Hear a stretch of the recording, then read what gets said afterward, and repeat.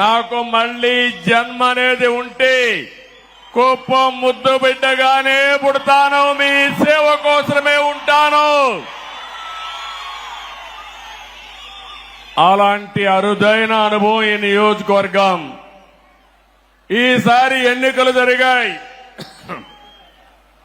164 మంది ఎమ్మెల్యేలు గెలిపించారు.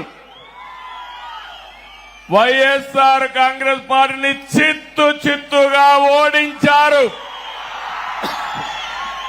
11 సీట్లే గెలిచారు.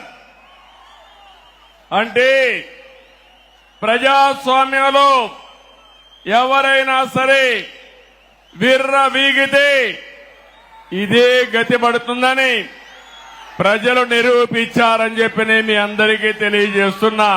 కుప్పం నియోజకవర్గం ఉంది, నా సామాజిక వర్గం లేదు గాని ఈ వెనుకబడిన వర్గాలే నా సామాజిక వర్గం.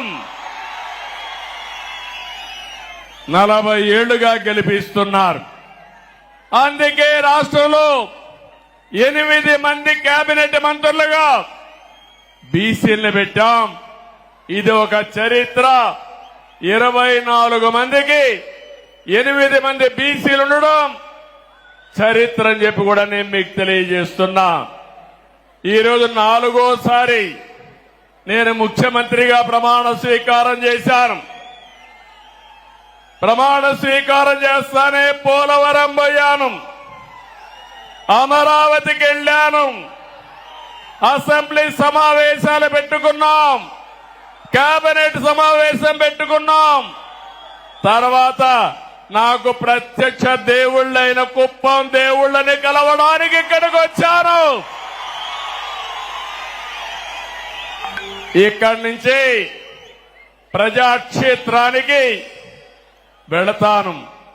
వెళ్లే ముందు మీ ఆశీస్సులు తీసుకోవాలని, మీ అందరితో కలిసి మాట్లాడాలని, మిమ్మల్ని చూడాలనే ఉద్దేశంతోనే నేను ఇక్కడికి వచ్చాను. నేను ఈరోజు ఒకే ఒక విషయం మీ అందరికీ విజ్ఞప్తి చేస్తున్నాను. నేను మీకు రుణపడి ఉన్నాను. 5 ఏళ్లలో మీ రుణం తీర్చుకుంటానని మరొక్కసారి మీ అందరికీ హామీ ఇస్తున్నా, వాగ్దానం ఇస్తున్నా. అన్ని విధాలా అభివృద్ధి చేస్తాను.